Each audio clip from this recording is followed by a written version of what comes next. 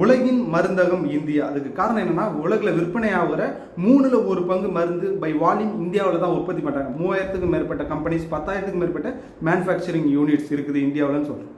இந்த டைமில் நம்ம பார்த்தோம்னா, வெஸ்டர்ன் ஆப்பிரிக்க நாடான கேம்பியாவில் 60க்கும் மேற்பட்ட குழந்தைகள் கிட்னி பாதிக்கப்பட்டு உயிரிழக்கிறாங்க. இதுக்கு காரணம் கோல்டு காஃப் சிரப். இந்தியாவிலிருந்து தயாரிக்கப்பட்ட அந்த கம்பெனி பேர் என்ன, மெய்டன் ஃபார்மாசியூட்டிக்கல் அப்படின்ற ஹரியானா பேஸ் பண்ண கம்பெனி தான். ஸோ இதில் என்னென்னா, டைஎத்திலின் கிளைக்கால் இல்லை எத்திலின் கிளைக்கால்ன்ற வேதிப்பொருள் அதிக அளவு இருக்கிறதுனால கிட்னிலாம் பாதிக்கப்பட்டு பெரிய பிரச்சனைலாம் உயிரிழக்குது. வேர்ல்டு ஹெல்த் ஆர்கனைசேஷன் என்ன சொல்கிறாங்க அப்படின்னா, இந்த மருந்தையே பேன் பண்ணுறாங்க, யாரும் யூஸ் பண்ணாதீங்கன்றாங்க. கேம்பியா டோர் டு டோர் போயிட்டு இந்த மருந்தெல்லாம் யூஸ் பண்ணாதீங்க கலெக்ட் பண்ணுற அளவுக்கு போகிறாங்க. ஸோ இது என்னவோ நம்ம வேர்ல்டு ஹெல்த் ஆர்கனைசேஷன் சொல்லிட்டாங்க, இல்லை வேர்ல்டு மேற்கு ஆப்பிரிக்கான்னு மட்டும் யோசிக்கக்கூடாது. இந்தியாவிலையும் இது நடந்திருக்கு. 2020 ஜம்மு காஷ்மீரின் கோல்டு பெஸ்ட் பிசி அப்படின்ற ஒரு டிஜிட்டல் விஷன் கம்பெனியை சேர்ந்த மருந்தில் இதே வேதிப்பொருள் இருந்ததுனால இந்த பிரச்சனை நடந்திருக்கு, குழந்தைங்க உயிரிழக்கிறாங்க பார்க்குறோம். ஸோ இந்தியாவிலையும் இது மாதிரி ஸ்ட்ரிக்ட் ஆக்ஷன்